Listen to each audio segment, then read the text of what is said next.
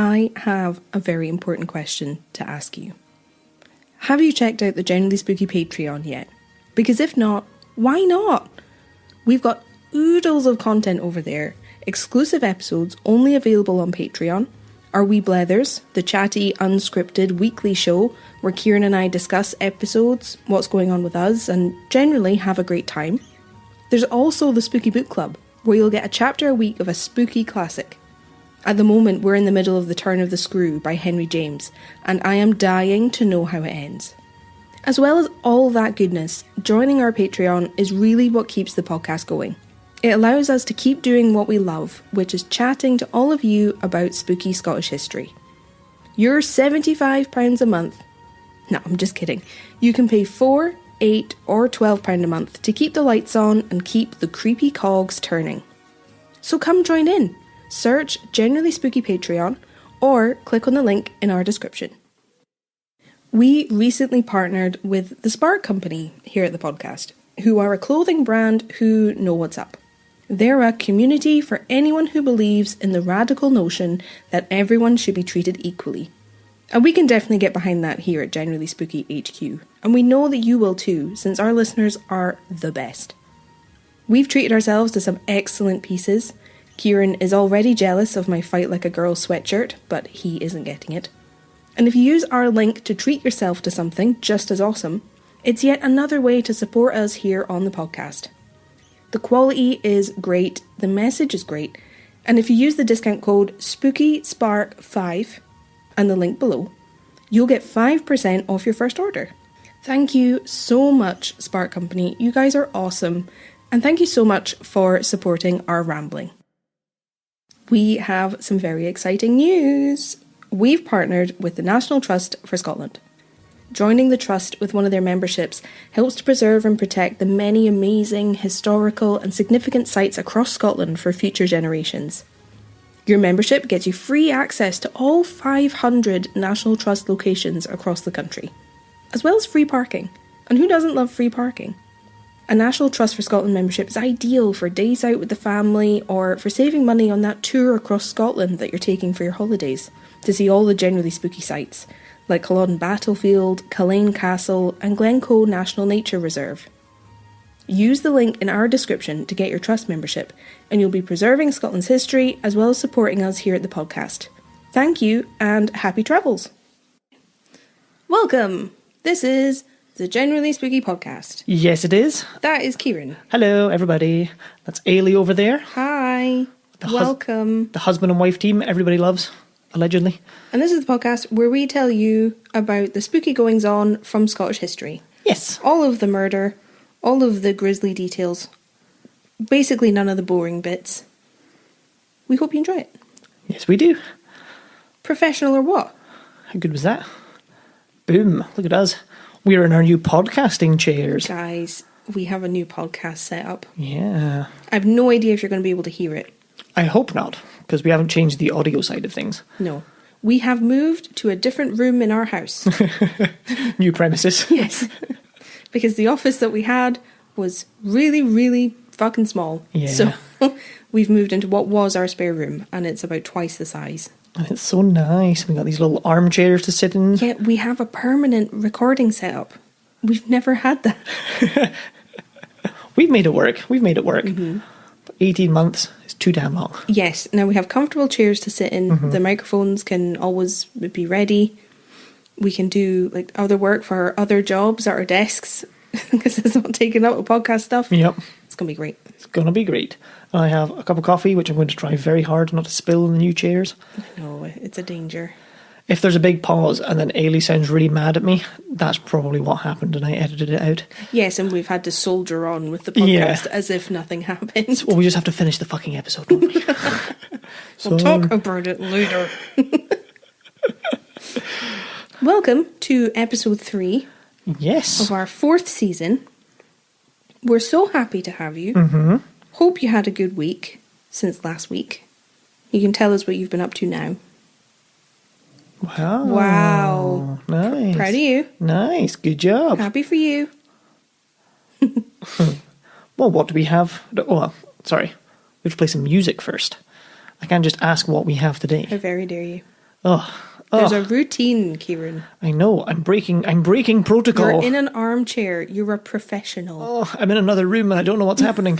What if I'm not funny anymore? I'm hoping I remembered to post it somewhere, but as soon as we set up the armchairs, Odin picked his spot directly in the middle of the two. He did. He set up shop. Without prompting. He just lay down and went, yep, I can make this work. Even before either of us sat in the new chairs, he hopped in. Cheeky bastard. Before we had planted bum to cushion, he was in there. And if any of you responded when I said, what if I'm not funny anymore? And went, you weren't funny before. Fair play, fair play. Did you say that just now? I did, just before you started saying about the chairs. Didn't even register. See, Eilidh's not even listening. Didn't go in. Roll the music.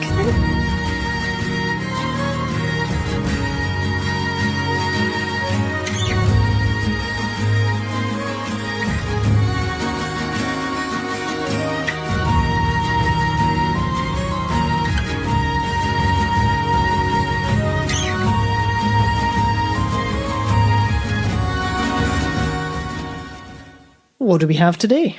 Well, this week's episode is full of lots of murder. Lust for power, the Scottish monarchy again.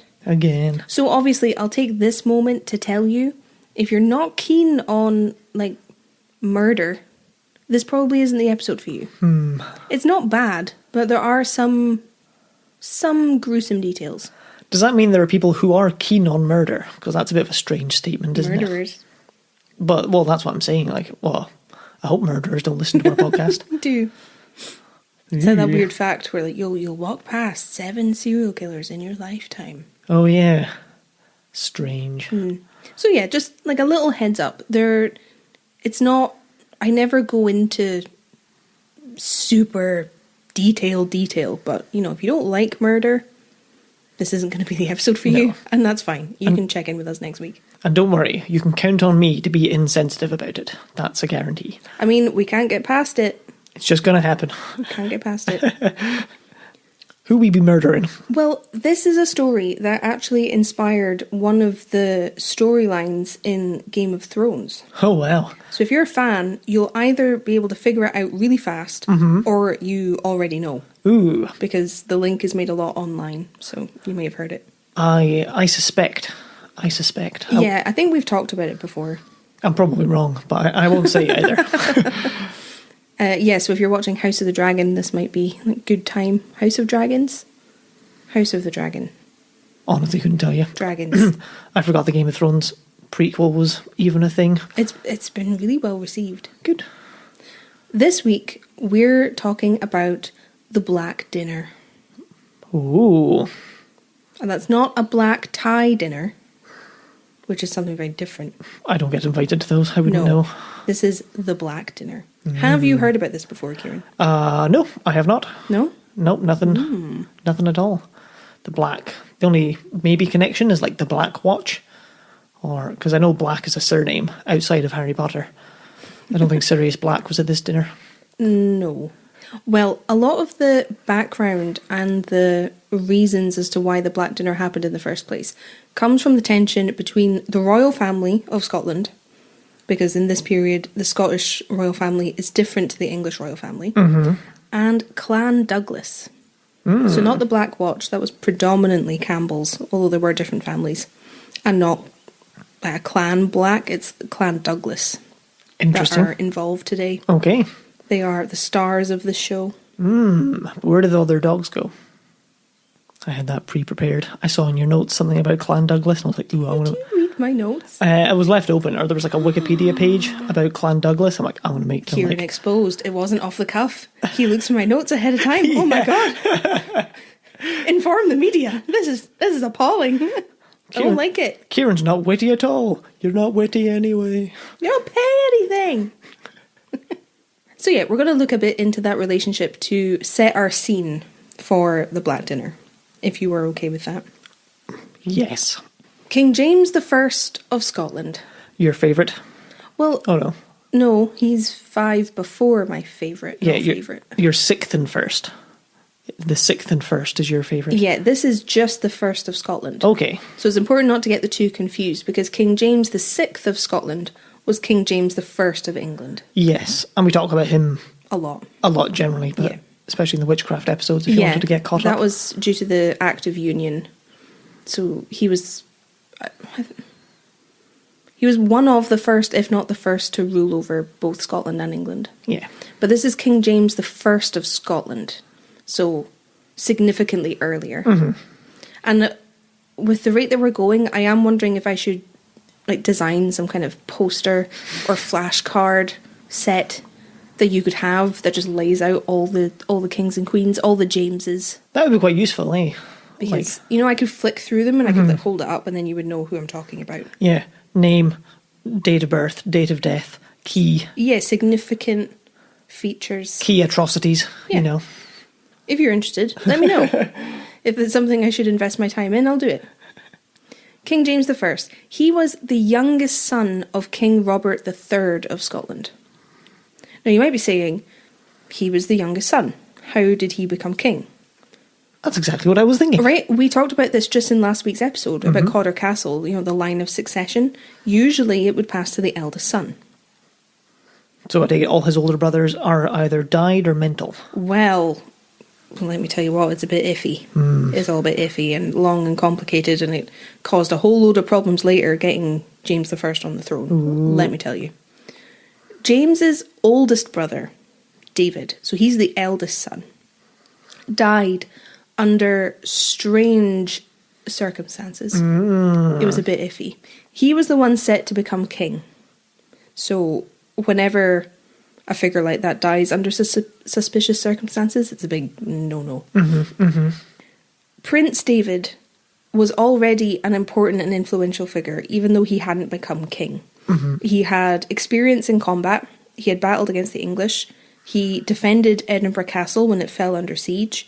And this is the late 1300s that this is all happening. But there's one Goliath he couldn't take down, ruling the country. Are you going to become a trailer maker for Hollywood? Yeah. The voiceover guy for when we get every action movie ever. When we start the GSP cinematic universe, I'm going to have trailers for all the different characters who are going to be in it. In 1402, David was imprisoned in Falkland Palace. And this was the home of a man called Robert Stewart, who was the Duke of Albany. Okay. So, important guy. He's a duke. That's one step below the king, I'm fairly sure. Yes. If you're a duke. We talked a bit about this last week. We did. I assume this isn't in the Falklands. No. Falkland Palace. No, Falkland Palace is down near Perth. The Falklands is South America. Well, that's what I wondered. I was like, he's in the Falklands. Oh, it's Falkland Palace. Not the same place. No. But Robert Stewart was also David's uncle. Oh, that's not so good. Bit dodgy. And he's basically the one who organised David's arrest under a really dodgy pretense. That's not good. Family turning on family. Making his own grab for the throne, maybe. And the Douglases were also involved in this plot. Oh. So they also enter our story really early. Which is why we have to go one king back. Yep. David, the heir to the throne, had married his first wife before permission arrived from the Pope. Oh. Now, I believe this is because they were cousins and you needed permission from the Pope to marry your cousin. Oh, they're always cousins. I know. I can't even get past it. Every time. It doesn't get less weird. No. Comes up a lot. And I don't pick the stories where this happens. Well, that's good. It just happens that often. Yeah. So they got married before they technically had permission. So as a result of this, they were ordered to marry again once they had received permission. Oh, fair enough. To make it legal. Even though they had technically been married for 2 years by this point. 2 years? Yeah. Damn. Remember, this is 1400. Well, basically, getting around there. Getting some contact with the Pope's not... You can't just pick up the phone, can you? No, you can't Skype the Pope. However, instead of remarrying his current wife, he married someone else. Woohoo! Wow. What a dog. Oh, just actually, I finished my 2-year trial period and I'm not happy with this model. Can I trade it in for somebody else? He literally got a better deal. He ended up marrying a Douglas, a woman called Marjorie Douglas, and he got more out of it. It was a more advantageous match in his eyes. And he wouldn't have needed to get divorced because they were never technically married. Nope. But he left her and her reputation was in tatters because he's abandoned her. Yeah. So this made David the brother-in-law of a man called Archibald Douglas, who was the 4th Earl of Douglas. Very cool. Who was an extremely powerful man. We've talked about various Archibald Douglases before. I believe we have, yeah. They were hugely important, and when you look back at Scottish history, it's difficult to look at things without them appearing somewhere. Archibald Douglas was involved in the plot to imprison his own brother-in-law, along with David's uncle, Albany. Shock, horror, but get used to it because this is basically the whole episode in a nutshell. We are in Betrayal City for the duration. Next stop, Betrayal City. Pretty much. This train ends at mutual desolation. Yeah, I'd say that's fair. Put a pin in that, we'll come back to it later. Okay. Now, I read that Archibald actually became involved in this plot because he was irate at how David had treated his sister, who he had married, technically his second wife, because he had been unfaithful to her and wasn't really hiding it. So, it looked terrible on her. He wanted revenge. So, bloodthirsty, yes, but I would argue he's a good older brother. Yep, I think that's fair. You'd be pissed. You want to do something about it. Exactly. I respect that. You're making a fool of my sister. Yeah. I'm not having it, basically. But usually there's not much you can do because he's going to be king, so he can do what he wants. Yeah. But David was supposedly kept in the pit prison of Falkland Palace. And the charges and the reasons for him being kept there are kind of vague and don't make a lot of sense because they were made up. There's not a lot said about them. And he died at the ripe old age of 24. Oh, no. And it's believed that he starved to death. Oh, even worse. And I checked, Falkland Palace does have a pit prison. That's not just a rumour and something in the legend. That does exist. It's quite a visual statement, isn't it? Right? A pit prison. Yeah. And he starved to death. Yeah. They just got rid of him. Ugh. And Falkland Palace is a National Trust site, if you're interested. Oh, if you'd like to go and visit, please consider a membership through the link in our bio. Despite his apparent suitability, they didn't want David to become king, which it seems strange from the outside because he was an experienced soldier. He had been in war. He knew what he was doing. He was young. He was involved. It seems like they really just wanted to grab power. That's the only reason. Especially for his uncle, Robert Stewart, the Duke of Albany, because I think he was lining himself up to take over and be king. That would make sense. Because he wasn't a bad leader. A philanderer. I was just about to say, a philanderer, but who isn't at this point? Like, there seems to be philandering in every episode that involves the high heegens and the hoity-toity. I'm glad that's where you ended it. And you were just like, who isn't a philanderer? Yeah, I could see your... days? Man, I was just thinking, feel the lasers cutting into me the way you're looking at me there. Microphone smoking. So David is gone. Robert and Douglas, they're basically just trying to get what they want. It wasn't really about what he was lacking. He's gone. And after the death of his second older brother, James is now in line for the throne. It seems that the middle brother died of illness. There doesn't seem to be anything suspicious there. He just died young. James is now in line to take the throne. Here we go. With me? I'm with you. Okay. Let's do it.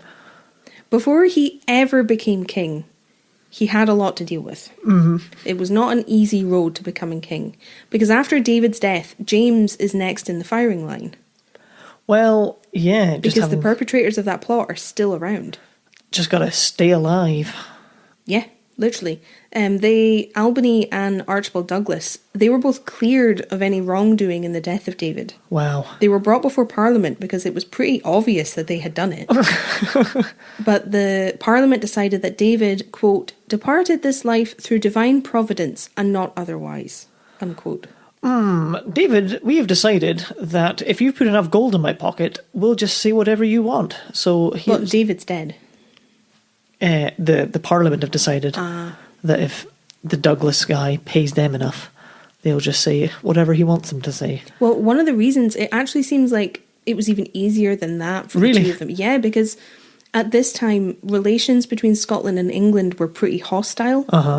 There was a lot of conflict. And Douglas and Albany were two of the most powerful men in Scotland, with lots of men behind them.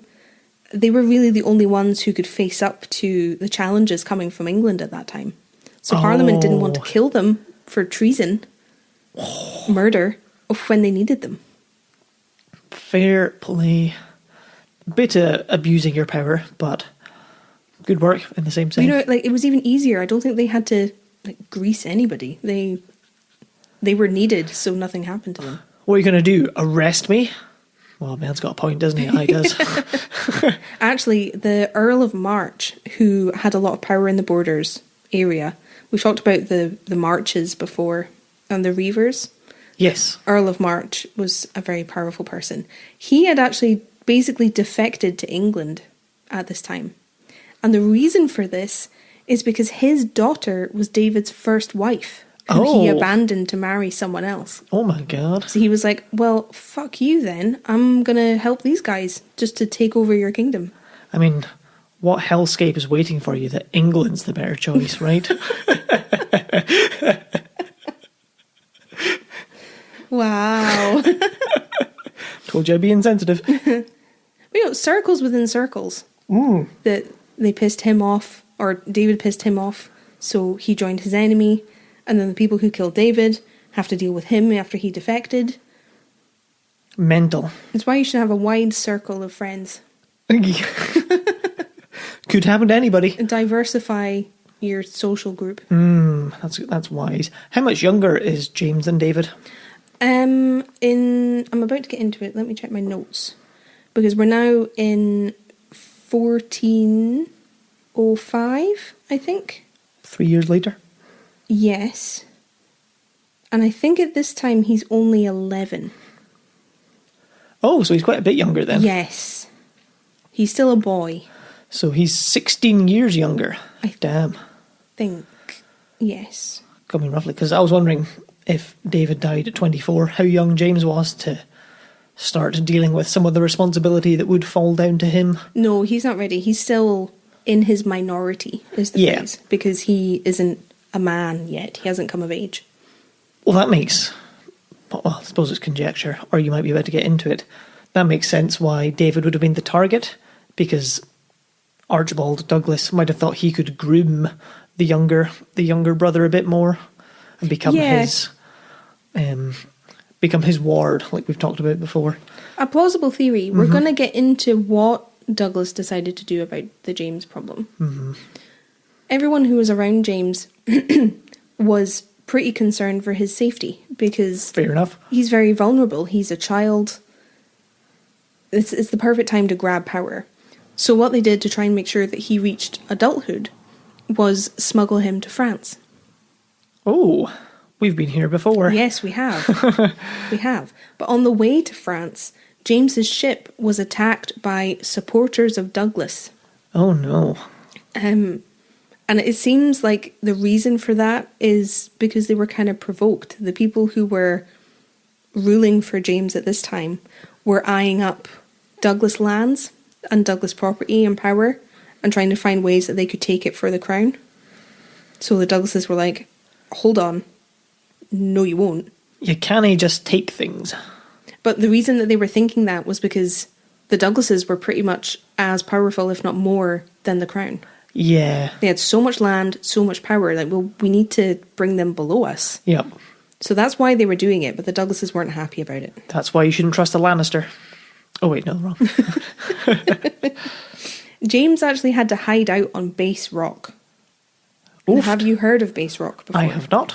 It's in the Firth of Forth, and you've probably seen it even if you didn't know that's its name. It's a really massive, intimidating looking rock. And it has Alcatraz vibes. Oh, yeah. Because you can see it from the shore. Oh. And later it was used as a prison. I've never thought... I have a vague image in my head, but it's not something I've ever thought about. Will this be on the Instagram for those who don't want to Google it? I can try and remember. That's all we can do. That's quite a rock. That's very Alcatraz vibes. That's a big rock. That's a big old rock with a little lighthouse. So, base rock. Now you know what it looks like. Yep, sort of like a big rock. Yes. Yeah. James was stuck there for about a month. That's a long time. Before trying to make it for France again. Oh no. He was trapped there. He was stranded. They kept attacking. He couldn't leave. Jesus. How did he get food and things? I think they still had help. Because I don't know what existed on base rock at that time. I don't know whether people were living there. That's true. But it's really not far from the mainland. I suppose you could take a small boat, but not a big boat. Yes. Out potentially. Yeah. They make it, or they try to get to France. But on the way, his ship is captured by English pirates. It's like something out of a novel. But then this happened. Yeah. The future king captured by pirates of a rival country. Wow. That's quite something.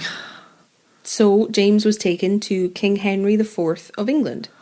This is none of what I expected when you said it was tough for James, like, getting to power. Really? No, I was like, oh yeah, it must be like a lot of just family drama to deal with, not pirates and enemy ships attacking. Right? It's insane. Insane. When James's father, Robert III, who was pretty old by this time, learned that he'd been captured, he died pretty soon after, and it's widely thought that he died of grief. Oh wow. Learning that his son had been kidnapped. Oh no. Well, if he's lost both his other sons, that's a lot to take. This isn't good for Scotland. No. Because now the king is dead. It's looking good for the Douglai clan. Douglai. I believe that's the plural. One Douglas, two Douglai. So now the heir to the Scottish throne is being held captive in England. Well, that's not good, is it? No. I mean, possibly even in the last episode, apparently you can just buy it back. So maybe he'll be ransomed back to Scotland. Well, over time, they did try to negotiate a ransom. And Archibald Douglas was actually a part of that. He tried negotiating for the king's return. Oh. Yeah. So, hey, we can kill each other. You can't kill one of us. Give him back so I can murder him in my own time. Thank you very much. Yeah, he actually did try to help. He was taken captive himself at one point in a battle. He was held in England. He was released. And while I've got this further down in my notes. We've jumped ahead a little bit. And during that time, and when Archibald travelled to England to try and get James released, he left his younger brother, James Douglas, in charge of everything while he was gone, who's also important. And this brother actually became known as James the Gross because he was so large. Wow. So that was happening while James was down there. They were trying to negotiate a ransom to have him returned. Yes, while future King James, not Fat Boy James. Yeah. Sorry. I know which one I'd rather be. Yeah. The fat guy. Well, King James wasn't mistreated during his time in England. Oh, that's nice. Henry was actually quite clever about what he did with James while he was down there. Oh. He basically indoctrinated him to English life, trying to turn him into his man in Scotland. Ah. It was very clever. That's a lot cleverer than starving him to death in a pit. Yes. He let him sit in while he was doing his kingly duties. So he learned how to be a king, like, at his knee. Wow. So he learned the English way of doing things. And he developed ideas and opinions that Henry held, which is beneficial for Henry because then they feel the same way about the same people. Absolutely. And if he's 11, 12-ish, thereabouts, that's His formative years. a prime age. And what made it even more effective is that his uncle Albany, who I told you about, he had taken all of the crown's land and money for himself and left James with nothing. He had no allowance. He had access to none of his assets. So he's not really going to be endeared to his family in Scotland. No. Ooh, things just got interesting. Right? James was in England for 18 years. That's so many more than I expected. 18 years. Oh my god. There we go. That's a lot of time to really win someone over. And like I said, things were happening in that time to try and get him back. It's just not relevant to the story. And believe it or not, I'm trying to keep things relevant. I just find it hard sometimes. Sometimes it's too interesting not to bring up. In 1424, James was finally released by King Henry IV. Because if he's treated really well, and he's being kind of fathered almost by the king, you can't be treated much better. But he's not allowed to leave. But I bet he was given a fair amount of freedom to move around. I would be willing to bet he was given the illusion of freedom. Yes. But if he had tried to leave, it would have been different. Well, yeah, I'm sure he said, "Oh, can I go back to Scotland?" No. But I don't even know if he would ask. Yeah. It's interesting. If you were there for 18 years, you wouldn't know what freedom looked like anymore. Well, you've been raised there. Yeah. He got married that same year that he was released to the daughter of the Earl of Somerset, a woman called Joan Beaufort. Okay. So he's married an Englishwoman, and Henry gave him a full English education. So he had the best education you could have asked for. So he's married an Englishwoman, he has an English education, and now he has a real deep personal connection to the English court and everyone in it, and the English king. Crazy. During his time there, he actually fought for the English in battle. But by this time he was fighting for Henry V. Oh, that makes sense. And sometimes he was fighting against the Scots. That's so strange. It's like a really advanced and severe case of Stockholm Syndrome. Yeah. Do you know what's funny? What? He could have gone to Oxford University, because I think that was 14-something that it was founded. And if I'm totally wrong, I'm going to edit it out. Apparently, Oxford University was founded 1096. Oh, even older. Yep, established 1096. Oh, well. Well, it's still crazy that he could have gone to Oxford, but it's already been there for 200 years, Yeah. or 130 years. Well established. Mental.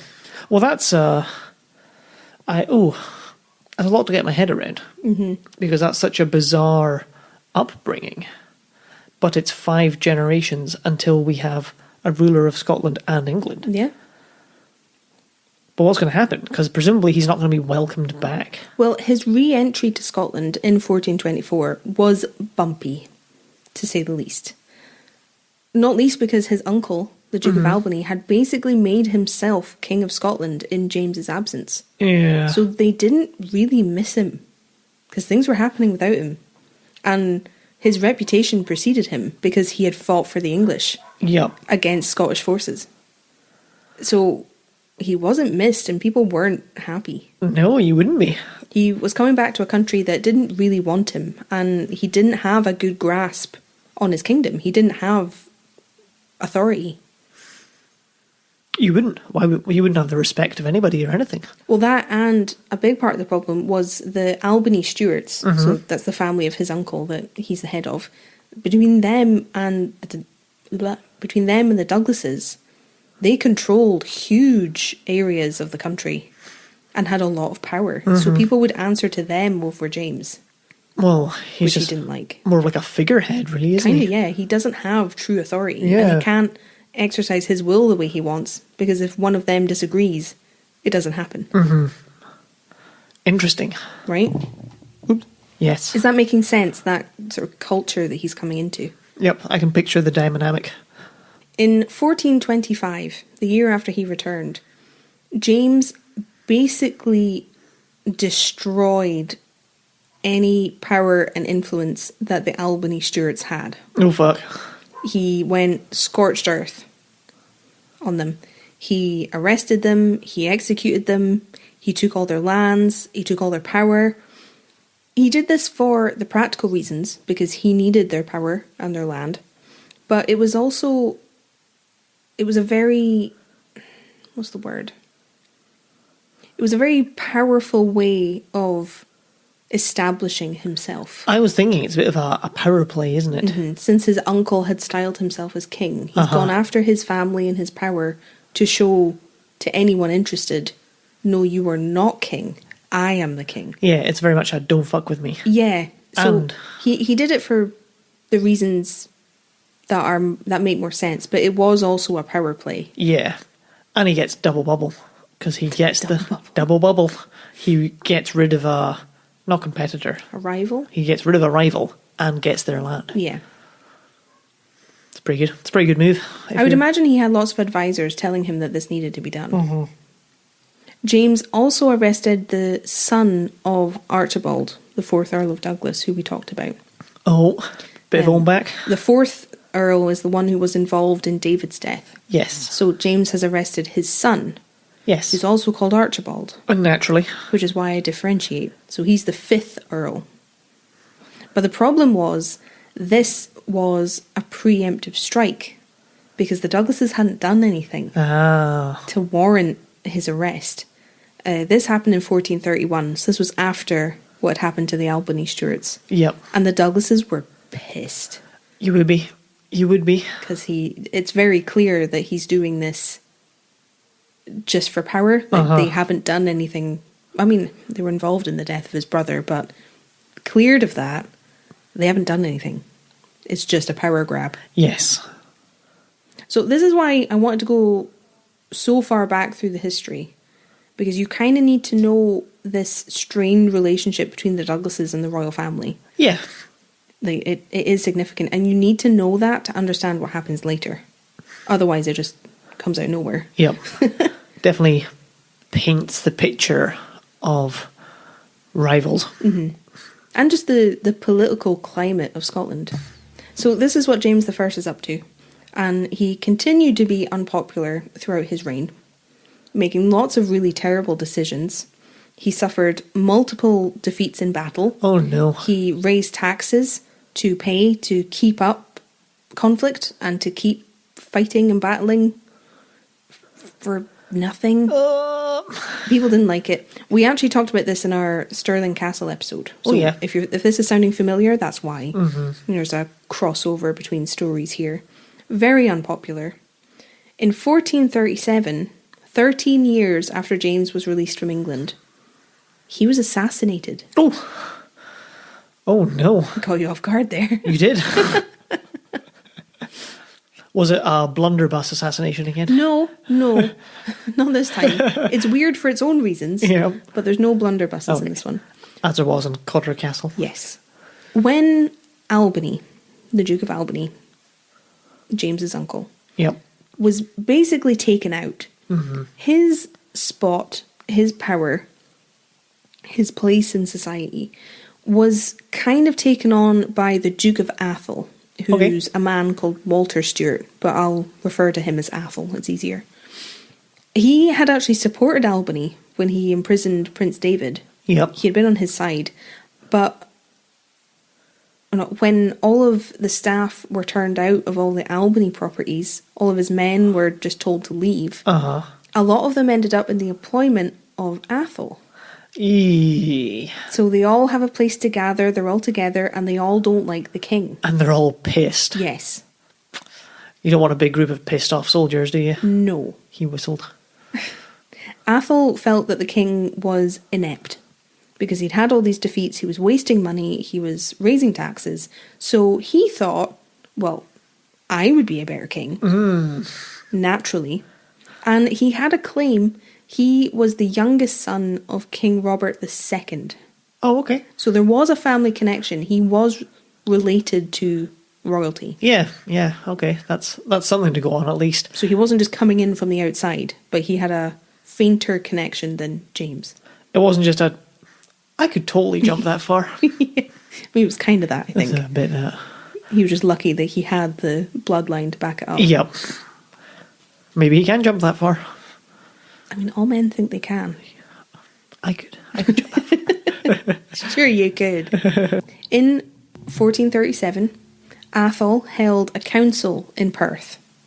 So members of the Parliament court are all coming together. Mm-hmm. James and his wife, Joan, didn't come to the council, even though they were in the area, which gave Atholl and his conspirators time and space to make a plan to kill the king. Oh, heavens. Because they're all together. Yep. And the king and the queen are in Perth. It's the perfect time. Atholl's grandson and his heir had actually been granted the honour of being the king's chamberlain. Oh. Which sounds strange as an honour, but it was a big deal. The members of a king or queen's household were made up of people from noble families. So to be in the king's personal staff, you had to be noble yourself. I think that makes sense. It's kind of like a wedding, like being the usher. Yeah, it's kind of like that. Like, why would you want to be the usher and just say hello to everyone as they came in? But it's a big deal. You do, because it's a big deal. So Atholl's grandson is the chamberlain for the king, but his loyalty was to his family, not the king. And James didn't realise this. So a week or two after the council, Atholl's conspirators, about 30 of them, according to reports, made their way through Blackfriars Church, which is where the king and queen were staying. With you. The 30 men are making their way through Blackfriars, and they were able to get into the building and into the king's quarters because Atholl's grandson let them in. Ah. He was their man on the inside. Yep. I like it. Without him, they wouldn't really have had a way to get in. Yes. But before the assassins reached James, someone warned him, and someone was able to tell him in time. So he tried to flee the church. But the sewers he tried to escape through had been blocked up to stop tennis balls being lost down there. So he ended up being assassinated in the sewer. Wow. Tennis balls. That's not what I expected. Oh man, what a dramatic end. We talked about it in our Stirling Castle episode. So if this is sounding familiar, that's why. Yeah. Oh, that's... But I couldn't just say he was assassinated and move on, because I feel like it's a disservice to you. I think so. I enjoy the story and the suspense. 30 of them. Yeesh. In the sewer, as a king. Whoa, what a shitty way to go. Ah. The Queen, Joan Beaufort, managed to escape the attack, and she managed to escape with their young son. Oh. Protected him from harm, and she managed to save herself in the process. She was injured in the attack, but managed to get away. She didn't just stand at the side and go, he went that way. I mean, she may have done that, but they also went for her. But she managed to save her son. And after everything, all the dust settled, all of that, the conspirators' fates were pretty gnarly. They were tried. A lot of them were beheaded, as you would expect. This is high treason. And on behalf of the new king, James II, you can't really tolerate rebellion. So they all had to go. That makes sense. So who sentenced them? Was it after a new king was... No. For a while, I think James II's mother, Joan, petitioned to be his regent. Because you have a regent ruling in place of a monarch who isn't of age. Which we've talked about before. Yep, that makes sense. People who rule in place of the child monarch. And it was her husband who got murdered. Yes. So we're going to get into who took power just in a bit, because it's a major part of our story. Yep. But people were making decisions on his behalf. Yes. Because he was... How old was he at this point? I think he was 7. He was 6 or 7. Very young. He can't make decisions like that. So wait, is this James or James? This is James. Okay, got you. James II. He was an interesting character. He was born in 1430. He was one of 7 children. He actually had a twin, which I didn't know. But James's twin died before they were a year old. He was called Alexander. Good thing there was a spare. Brutal. He had older sisters, but he became king because sexism. Yep. But he also had a really striking birthmark on his face. Oh, wow. Which I had never really come across before. He had a bright red birthmark, and it was actually captured in a woodcut portrait of him. Oh, yeah? And he's the only Scottish monarch that we have what's called a contemporary likeness of. So it's a portrait that was done at the time that has survived. Wow.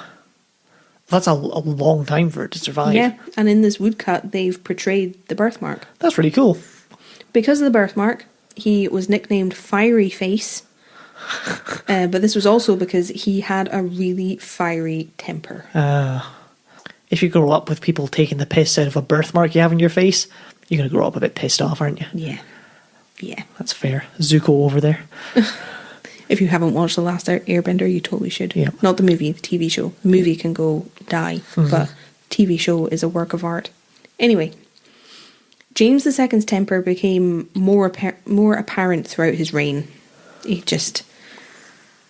He had a temper. He was an angry guy. And he came to the monarchy under really dramatic circumstances. There was rebellion and uprising that had to be squashed immediately. So he didn't come in at an easy time. No. So like I said, his mother Joan stepped in quite heavily after her husband died. Yes. She was the one who had the conspirators tried and charged. But she also had huge numbers of guilty Stuart men, because Athol was a Stuart. Yep. Had them eradicated after her husband's death. She came in really hard to show that it won't be tolerated, so she could protect her son. Yeah. Came in with the iron fist. Yes. I'm still trying to imagine, because I completely, utterly do not have a temper. Yeah, you're the opposite of temper. Like, I so much don't have a temper that I can't actually imagine what it's like to have a bad temper. It's strange. Unfortunately for James and his mother, she wasn't the only one interested in helping him run the country, as you would expect.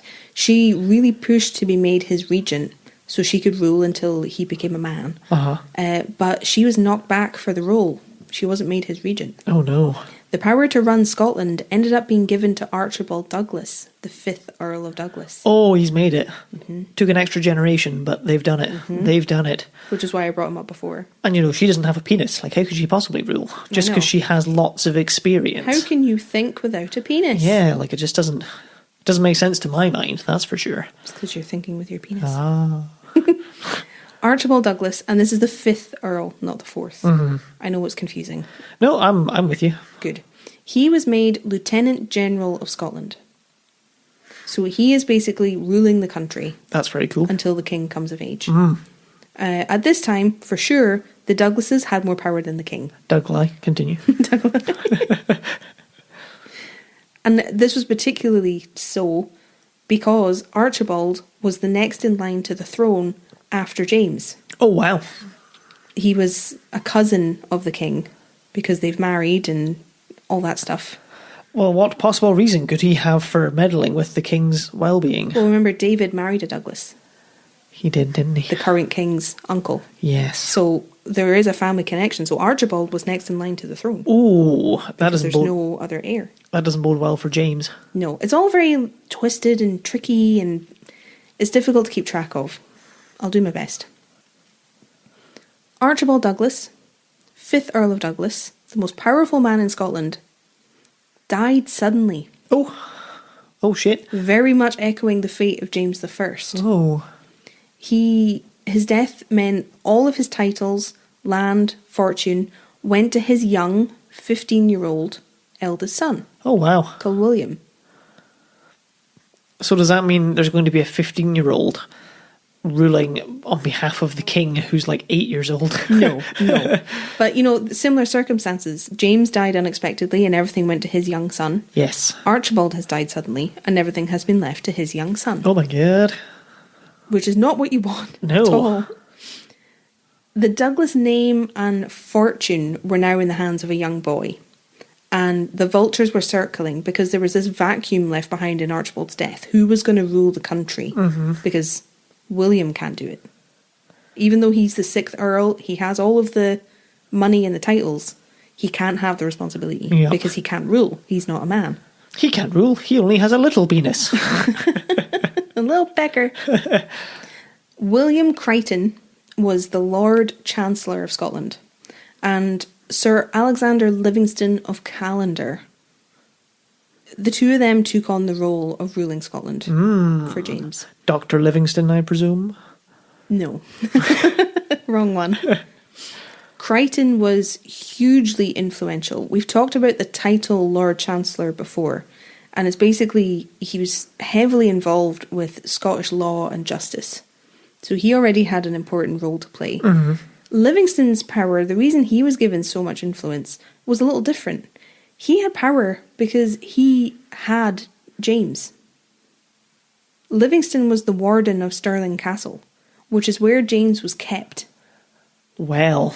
So he was literally holding the crown, so he had a lot of power. Oh, that is strategic positioning of yourself. Mm-hmm. So instead of Archibald, it's now Crichton and Livingston. Very nice. Who are ruling for James. I've never heard of someone called Crichton outside of Red Dwarf. Well, it's spelled, I think it's Crichton. It's spelled Crichton. Joan, James's mother, did her absolute best to stop these two men from getting the power that they did, because she didn't want this happening to her son. Yes. But she ended up being thwarted. After the death of James I, her husband, she had remarried. And it's all a little bit dodgy. She married a man called John Stuart, who, by the way, was known as the Black Knight of Lorne. That's pretty baller. That's pretty cool, isn't it? But he was one of the closest friends of the recently deceased Archibald Douglas, who had famously been at odds with her husband and his family. She married him. Curious. Now, I appreciate she would have been in a tricky situation because women at this time had a really shitty time. Like, this was likely to protect herself because you have all the influence of your husband's family and name, you know? But she married him. And when Douglas died, Archibald Douglas, Joan and her new husband tried to take James away from Stirling Castle, out from under Livingston, but they were unsuccessful. Before they could do this, Joan was captured and held under house arrest. Oh. And her new husband was locked away in the dungeons. Oh no. I think of Stirling Castle. You're supposed to be a Black Knight, man. Do some knighting. I know. They were later released, but the only way for Joan to be released was if she agreed to Crichton and Livingston's terms. Naturally. This is all very Game of Thrones. Right.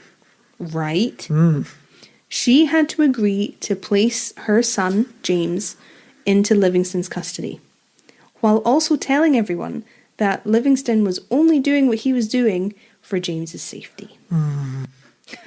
That's what she had to tell everyone. I only have James's best interest at heart.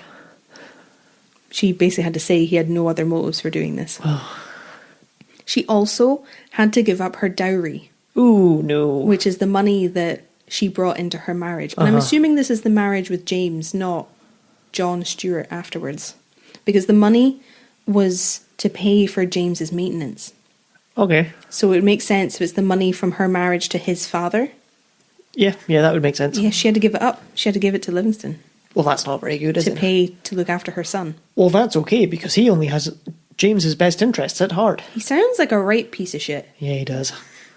But she eventually agreed to it all. She was imprisoned for a month, and she agreed. Archibald Douglas died in June of 1439, and Joan had agreed to these terms at the start of September. Wow. So it was fairly quick. Yeah. That's now. What do you mean now? It's not 1439. It's the start of September. Wait, it isn't? Oh my god, I'm in the wrong era. God, I'm overdressed. It's now November of 1440. Crichton and Livingston have identified the Douglases as a real problem for the crown. Well, a real problem for them, if not for the crown. Yes, I can see why. Because the Douglases had such a close connection to the crown. They were potential rivals or claimants to it. Crichton and Livingston have put all their eggs into James's basket. Yeah. So they don't want anyone else coming in and taking power because they want to be in control. Oh, heavens. And remember, James is a young boy. By this point, he's 10. Yep. And luckily for Crichton and Livingston, the Earl of Douglas was just a boy. He was only 15. Oh, yeah, yeah. You remember? You with me? Yep. In November 1440, William Douglas, the 6th Earl of Douglas, who I just talked about, received an invitation from the king, inviting him to Edinburgh Castle. For a play date, or? Very formal version, yeah. And if you have an ominous feeling, you're correct. Yeah. William answered the call, and he took his younger brother with him to go and dine with the king. They went to Edinburgh. They entered the castle and were welcomed by everybody there. They were pleased to see their cousin, young King James II. Mm-hmm. He was only 10. They're just boys. They're all happy to see each other. Yep. They all sit down for a large dinner. Very grand. Fit for a king. Good. Very nice. Edinburgh Castle's the place to do it. According to the legends, this might not be true. But while they were all sitting eating, having a good time, men came in and put a black bull's head on the dinner table facing the young Douglas boys. That's a bit much, isn't it? Well, it would have been even scarier for them than you're finding it now, because a black bull's head was the symbol of a traitor. Uh-oh. I'm feeling ominous. Mm-hmm. The poor boys, William and his younger brother, I think he was only 12, were hauled from the table and taken to Castle Hill, just outside Edinburgh Castle. We've been there. They were accused of crimes that they were innocent of. I think they were accused of treason, but it's all very murky. No real records have been kept. They then went through the torment of a mock trial that wasn't real, wasn't legal, wasn't fair. And the young boys were beheaded. Oh no. And I imagine that was a pretty quick turnaround as well. Mm-hmm. Yep. Well, it's not how I want my play dates to end. Nope. This event was later referred to as the Black Dinner. Yeah. Oh no. Mm-hmm. The young King James was horrified at the whole scene. I've read differing reports. Some say that he wasn't at the dinner in person. Others say that not only was he there, but he was shouting and screaming and protesting when his cousins were taken away. Yeah. Because he knew something bad was going to happen. But there was nothing he could do. He's 10. What could you do? Details of the dinner and the aftermath are very unclear and vague. And I feel like this was on purpose, because it seems really dodgy. Yeah. If they were really traitors to the crown, you would have records, because they have records of other times of this happening. Absolutely, yep. Because you can't really find anything. The only kind of contemporary account of the murders came from something known as the Auchinleck Chronicle. But this was still this was still written after the fact. Oh. So it wasn't a record kept at the time. This is them talking about it after. Yeah. And the only thing that they say about the murders in this chronicle is that the Douglases were put to deed. And that's it. That's not a lot to go on, is it? And deed, D-E-I-D, like deed. Oh. In Scots. Jeez, oh. Mm-hmm. That's all they say. There's nothing in the Auchinleck Chronicle about the bull's head. It seems like this is something that's been added and talked about after the fact. But it's a very famous detail in the legend. Yeah, it's a bit of a... Unless they had a flair for the dramatic, it's just a lot of extra effort. Yeah, and I feel like it would have been noted at the time. But I'd write it down. accounts don't exist. Yeah. The charges don't really exist. There's just assumptions that they were accused of treason because they were beheaded. Yeah. There's not really a lot I can tell you because records don't exist. That's wild. It was a very long time ago as well. It is, but there were records for earlier... What's the word?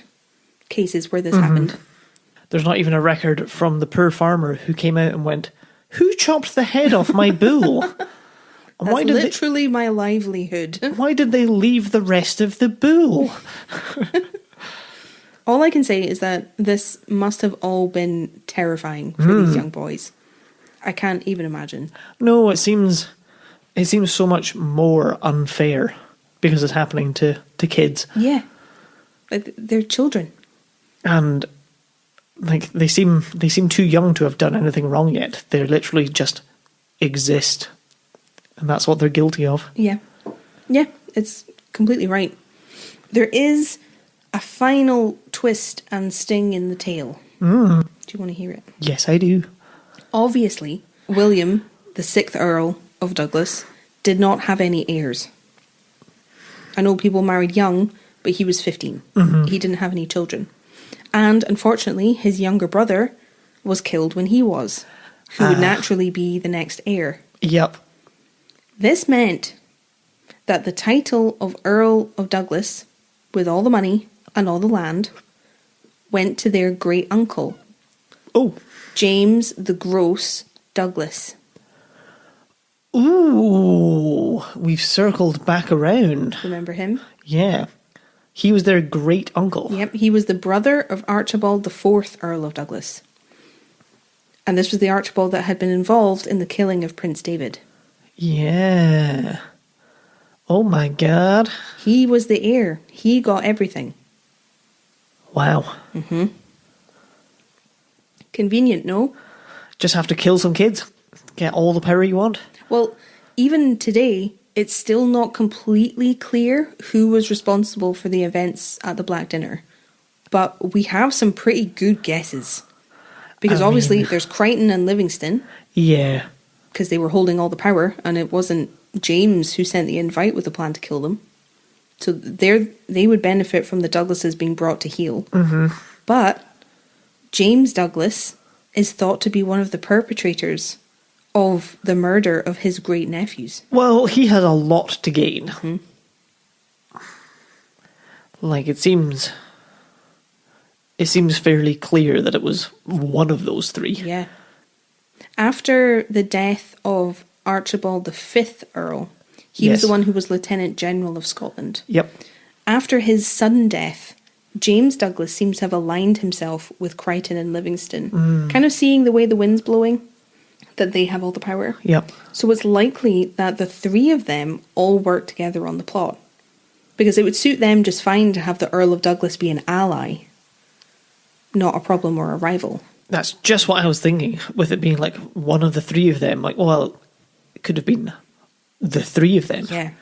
And a point that backs up this theory of James being involved is that even though he went on to be the 7th Earl of Douglas, and his family have suffered this huge insult and horror, he didn't try to avenge the murders at all. Oh.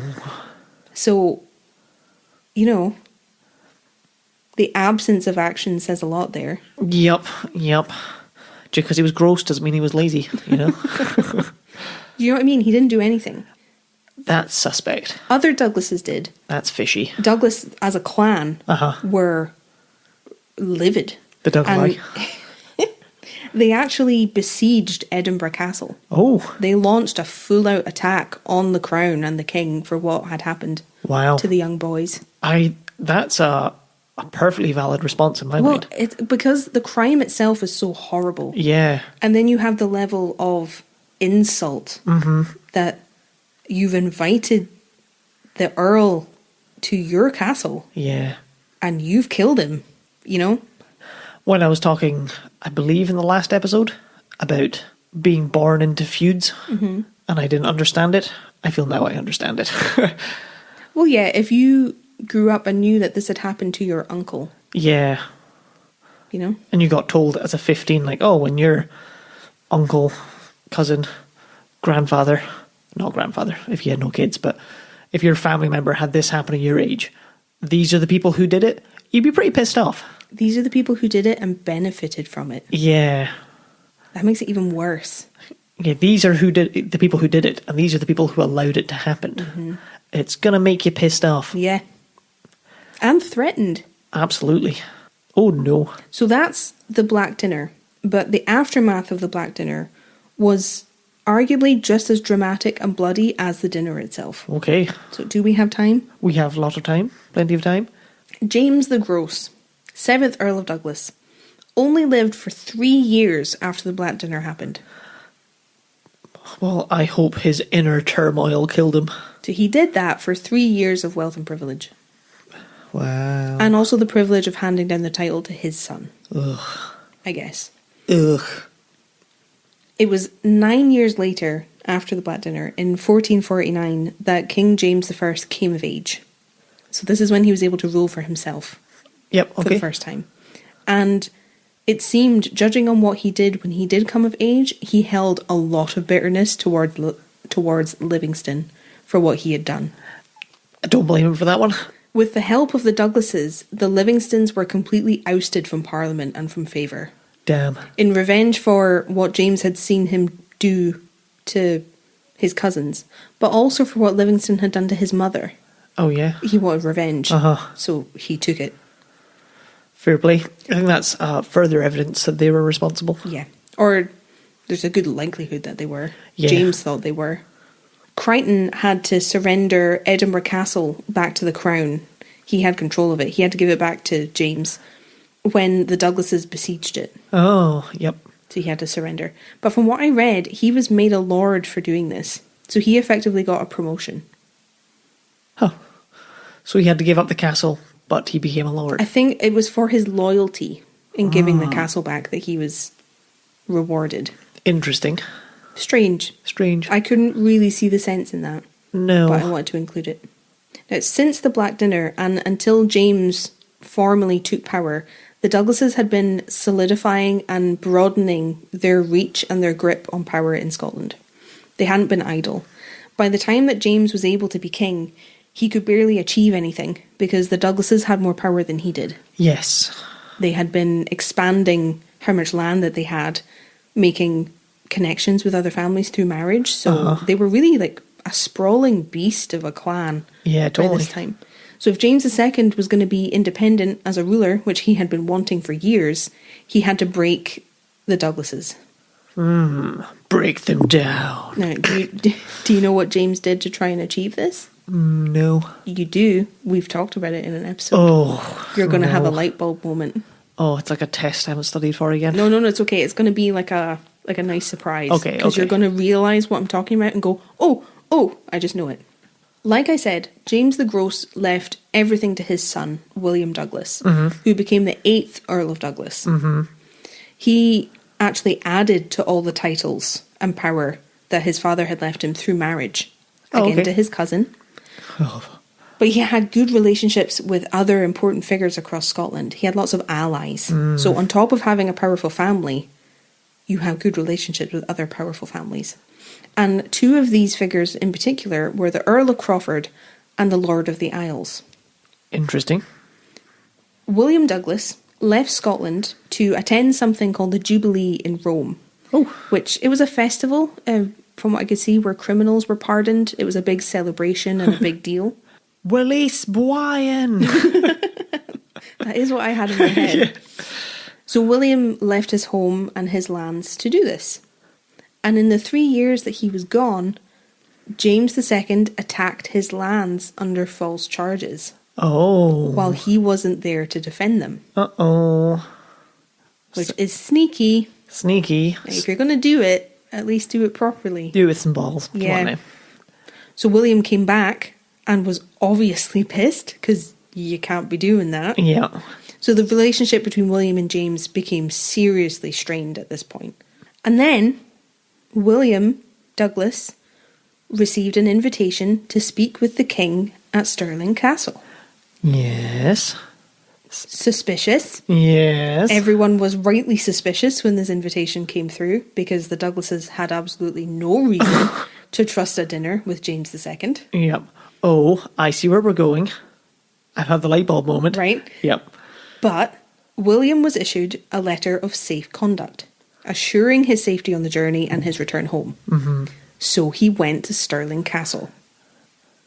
However, when James II asked William to abandon his relationships and his agreements with Crawford and the Lord of the Isles, like I said. Mm-hmm. William said no.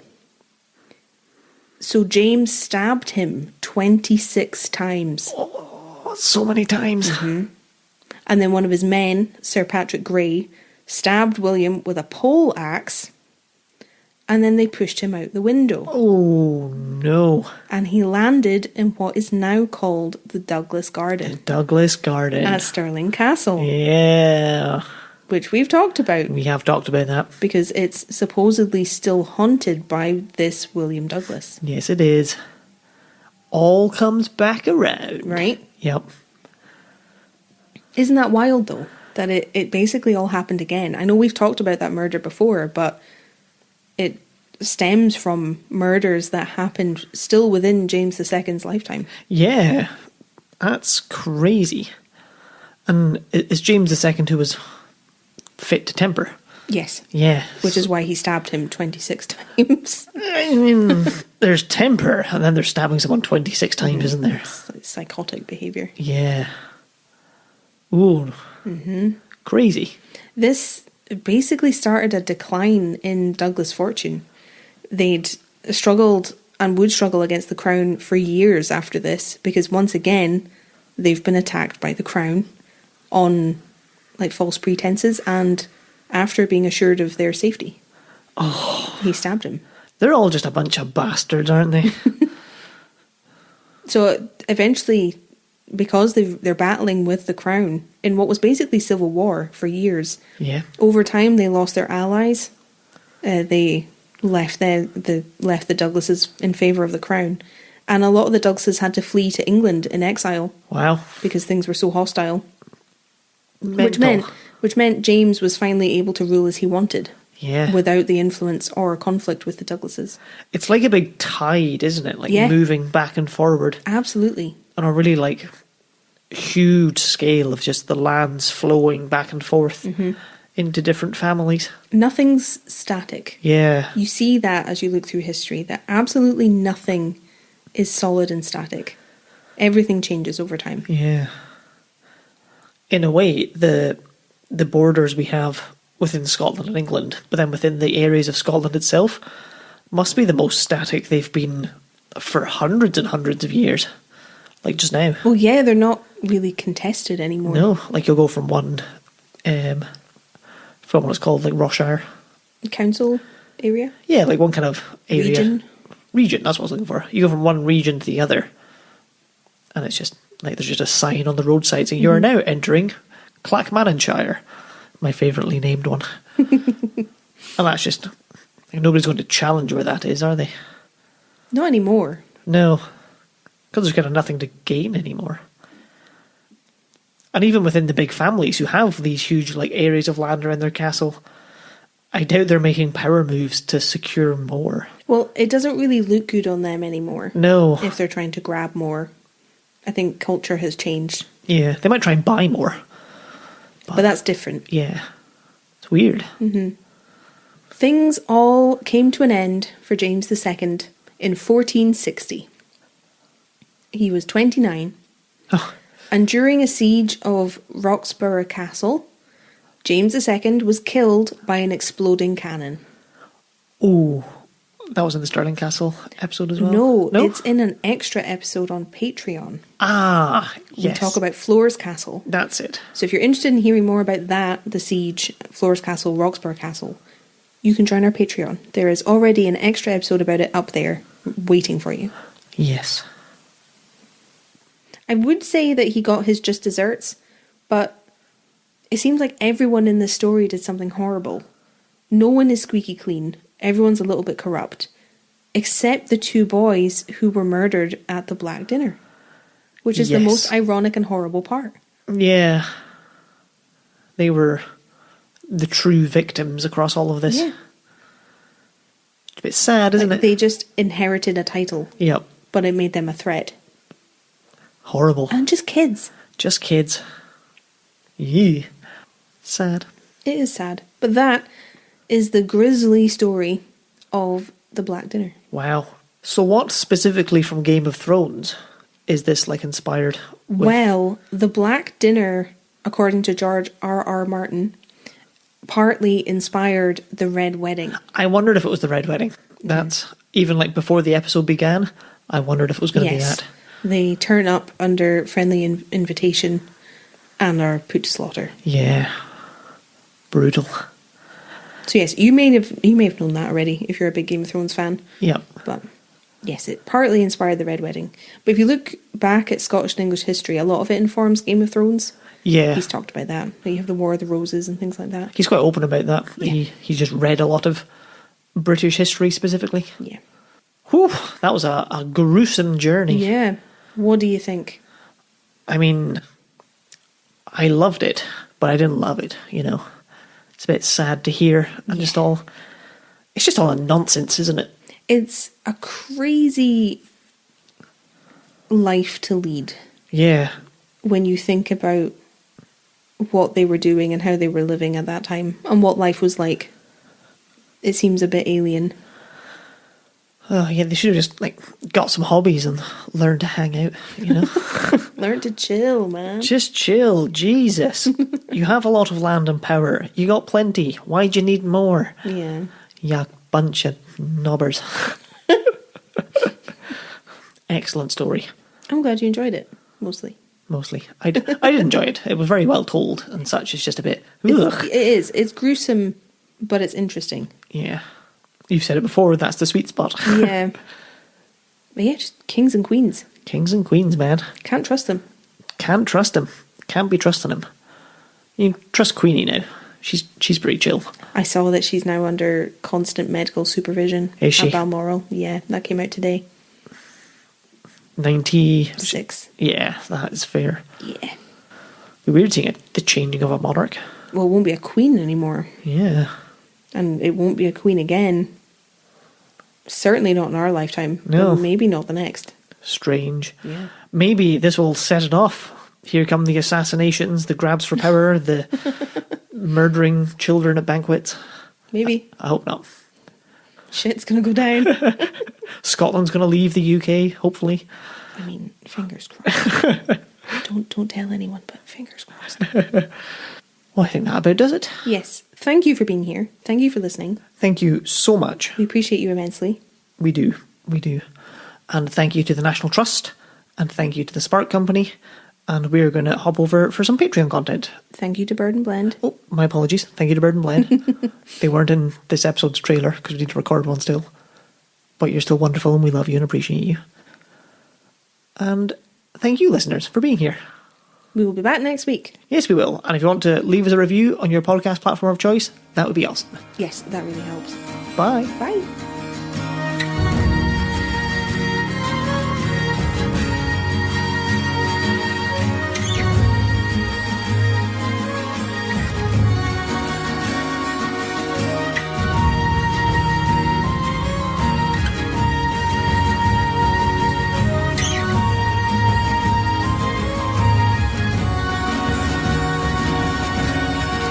I have a very important question to ask you. Have you checked out the Generally Spooky Patreon yet? Because if not, why not? We've got oodles of content over there, exclusive episodes only available on Patreon, our Wee Blethers, the chatty, unscripted weekly show where Kieran and I discuss episodes, what's going on with us, and generally have a great time. There's also the Spooky Book Club, where you'll get a chapter a week of a spooky classic. At the moment, we're in the middle of The Turn of the Screw by Henry James, and I am dying to know how it ends. As well as all that goodness, joining our Patreon is really what keeps the podcast going. It allows us to keep doing what we love, which is chatting to all of you about spooky Scottish history. You're £75 a month. No, I'm just kidding. You can pay £4, £8 or £12 a month to keep the lights on and keep the creepy cogs turning. So come join in. Search Generally Spooky Patreon or click on the link in our description. We recently partnered with the Spark Company here at the podcast, who are a clothing brand who know what's up. They're a community for anyone who believes in the radical notion that everyone should be treated equally. And we can definitely get behind that here at Generally Spooky HQ. And we know that you will too, since our listeners are the best. We've treated ourselves to some excellent pieces, Kieran is already jealous of my Fight Like a Girl sweatshirt, but he isn't getting it. And if you use our link to treat yourself to something just as awesome, it's yet another way to support us here on the podcast. The quality is great, the message is great, and if you use the discount code SPOOKYSPARK5 and the link below, you'll get 5% off your first order. Thank you so much, Spark Company. You guys are awesome. And thank you so much for supporting our rambling. We have some very exciting news. We've partnered with the National Trust for Scotland. Joining the Trust with one of their memberships helps to preserve and protect the many amazing, historical and significant sites across Scotland for future generations. Your membership gets you free access to all 500 National Trust locations across the country, as well as free parking. And who doesn't love free parking? A National Trust for Scotland membership is ideal for days out with the family or for saving money on that tour across Scotland that you're taking for your holidays to see all the generally spooky sites, like Culloden Battlefield, Culzean Castle and Glencoe National Nature Reserve. Use the link in our description to get your Trust membership, and you'll be preserving Scotland's history as well as supporting us here at the podcast. Thank you, and happy travels!